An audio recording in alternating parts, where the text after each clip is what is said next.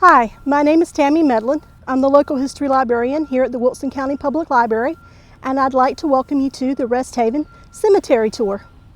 Hi, I'm Genevieve Bailey. I am also with the Wilson County Public Library, and I just wanted to introduce you to where we're filming today. This is the Resthaven Cemetery, but it's more than that. You may just see this referred to as the Resthaven Cemetery generally, but technically speaking, only this area to my left is Resthaven. On my right, this whole area with the flat stones is the Hamilton Burial Garden. And then across the flat stones, where you start seeing taller stones again, in that corner, that is the Masonic Cemetery for the Mount Hebron Masonic Lodge. And another interesting side note about the Mount Hebron Masonic Lodge is that for a long time they shared a building with the very first Negro Library in Wilson. Resthaven opened in about 1933, but you will find older graves. What happened is there are two cemeteries that we know that we have not mentioned that are older than Resthaven. One is the Roundtree Vic Cemetery, and the other one you'll see listed as Oakdale and Oak Lawn. Now, Mariah Dunstan here, you can clearly see, died in 1896. In 1940, there was a notice put in the Wilson Times that the old burial ground was going to be declared abandoned and that the graves would be moved here to Resthaven, and that people who objected had 30 days to let the town know. Mariah's grave and her husband Osborne would definitely have been two of the graves that were moved here to Resthaven from another place. This is Oliver Nestus Freeman and Willie Mae Freeman. And if you've ever heard of the Roundhouse Museum, this is that, Oliver Nestus Freeman. He was born in Wilson County in 1882, but he left and went to the Tuskegee Normal School in Tuskegee, Alabama, and he studied industrial arts. We know he did stonemasonry, brick masonry, and that is where he met Willie Mae, and she was also a student of the school, and they married about 1910, and they eventually came back to Wilson. Now, in the 20s and everything, the tobacco industry was really booming. We had a lot of African Americans moving into Wilson, moving into what is now the East Nash Street area.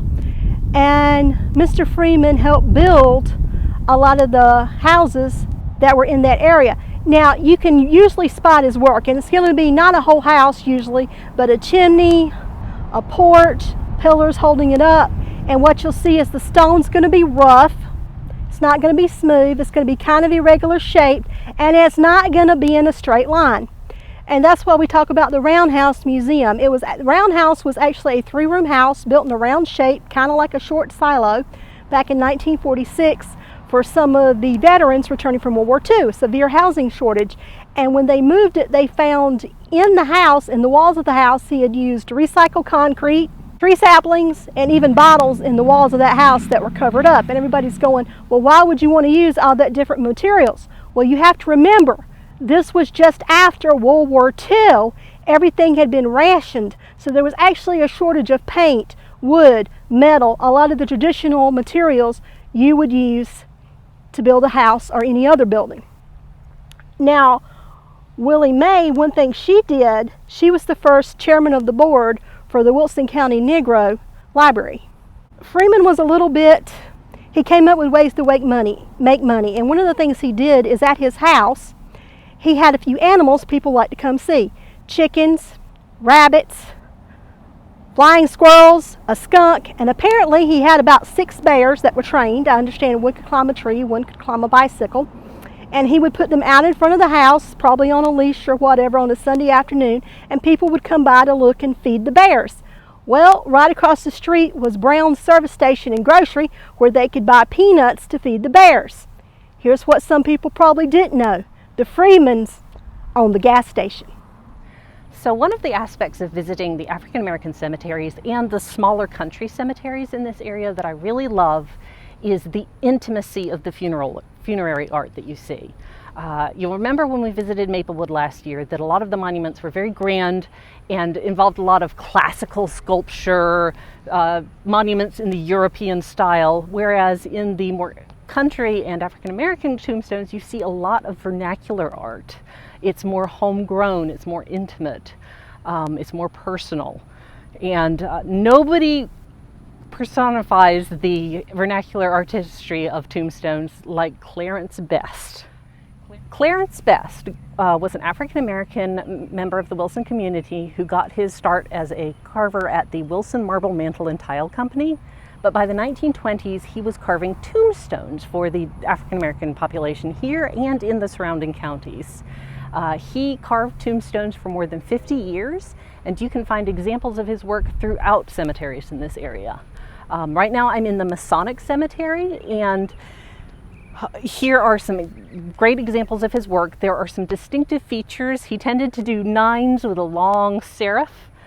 He also tended to have more to say than he had stone to say it on, and so you can see a lot of times that his epitaphs are a little bit off-center or go a little long. And it's one of the very interesting features of his art that I love. He also incorporated a wide variety of materials in his stones, which I'm going to show you several different examples of that right now. So here we have the stone of Melissa Hill. This is a very classic tombstone in the classic tablet shape. It's carved in marble. It's definitely one of his more traditional stones, but you can definitely see here's the classic Clarence Best, slightly off-center epitaph, gone but not forgotten. So here we have a really nice example of vernacular tombstone artistry. This is the stone of Betty J. Levy, daughter of Emmanuel Hill. Here you see, I love this budget stretching technique of the smaller marble inscription set in a larger tombstone made of alternative materials. And in here, Clarence Best has set the marble plaque into a larger stone made out of stacked concrete blocks. It's a very distinctive memorial, and I really like it. So we've talked about Clarence Best tombstones and the unusual materials he used, and this is possibly the most unusual one I've seen. When you think about tombstones, you think about stone, you think about granite, sandstone, marble. You also see a lot of concrete is a very popular substance.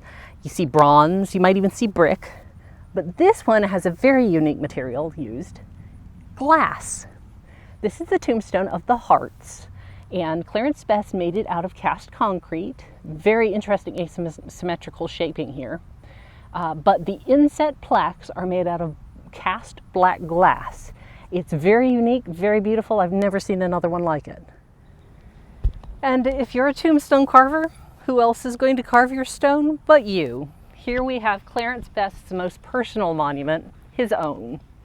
This is his wife, and this is Clarence, and the entirety of this stone was created and carved by Clarence, except for his death date.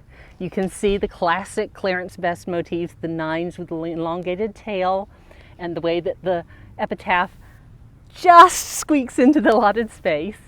But you can also see the skill of his carving. Look at the depth and the style of his letters, and then compare that to the machine carved letters, which are more precise but not nearly as beautiful. Okay. All right. Charles Henry Darden moved to Wilson as a teenager in 1868, and he married Dinah Scarborough. He worked as a blacksmith and a wheelwright. He was also skilled as a carpenter, and he was sometimes asked to make coffins. And doing this, as well as being asked to sometimes actually move and bury the bodies, he realized there was a need, especially in the African American community, for mortuary services. So in 1875, Charles Henry Darden became the first African American undertaker in the state of North Carolina. Now, Charles Darden High School was named after him, and here's why. Charles Henry Darden didn't have much of an education. What he did have were 10 surviving children, 7 boys, and out of those 7, there were 3 physicians, 2 lawyers, and 2 morticians. He also had 3 daughters, and that came out to 2 teachers and a nurse. So since he was so active in the community and so pro-education, where he had actually sent his children away to school, when Wilson got an African American high school, they named it the Charles H. Darden High School. This is Camillus Lewis Darden. He was one of Charles Darden's sons, and he followed his father as a mortician.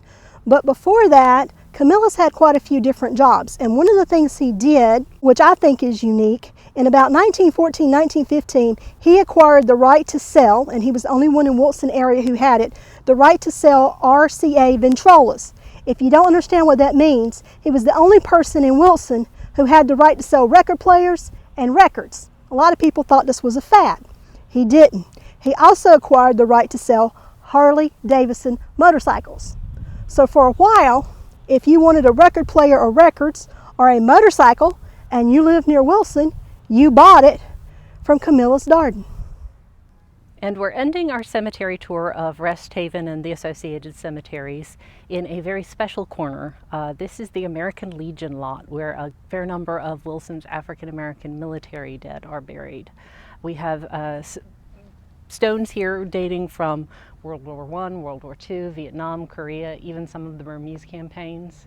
And this is their final resting place. We've only just put our toe in the very tip of the history that is encompassed in this cemetery. If you're interested in finding out more, do check out Lisa Henderson's blog, Black, Wide Awake, where she has several entries on the African American cemeteries in Wilson.